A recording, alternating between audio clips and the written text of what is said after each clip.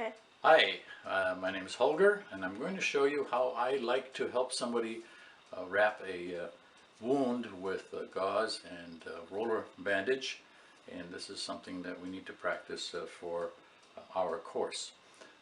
I've got a person here who injured herself, so and on down here, let me see what you did to yourself.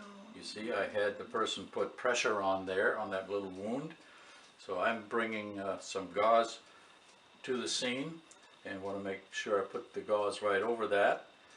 And if the wound keeps bleeding through the gauze, we're just going to add some more and keep pressure on there, good pressure, good firm pressure, until the bleeding stops. And that'll take about 5 minutes. So in the meantime, while I get my gauze ready, I'll have the patient put their own pressure on there. Gauze comes in many different editions, and I recommend that you get stretching conforming gauze because it's a lot easier to work for. So step number one, we keep having the patient put some pressure on there. We want to place the gauze onto the patient on a bit of a diagonal near the wound, but away from the heart, on the downside of the wound. We'll put it at an angle, bring one wrap around, leaving this little flap hanging. Then we're going to put that flap over that first round, and now we're going to start wrapping the gauze, or actually rolling the gauze around the patient. As you notice, the gauze is on top of the roll.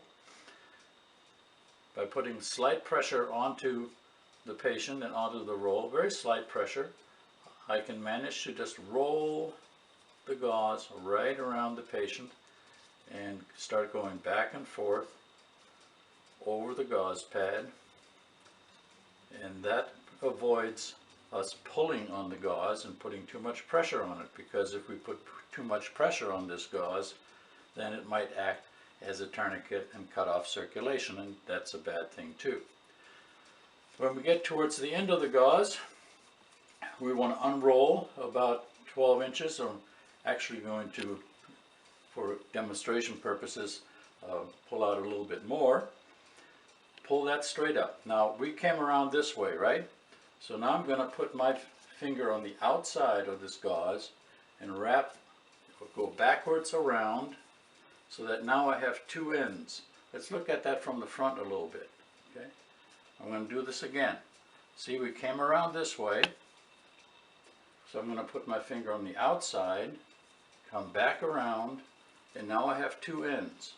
Ignore this nice little loop. We're just going to make an end out of that. And then we're going to take these two ends and tie them together just like you would tie your shoe. And there we are. The other nice thing about it is that you can put that knot right on top of the wound to continue putting some more pressure on it if you need to. Now your patient may be fainting, they may be going into shock, so you want to make sure your patient is sitting down and you're getting ready for them to possibly faint, okay? So make sure you take that into consideration. But this is basically the process of applying roller gauze. Thank you.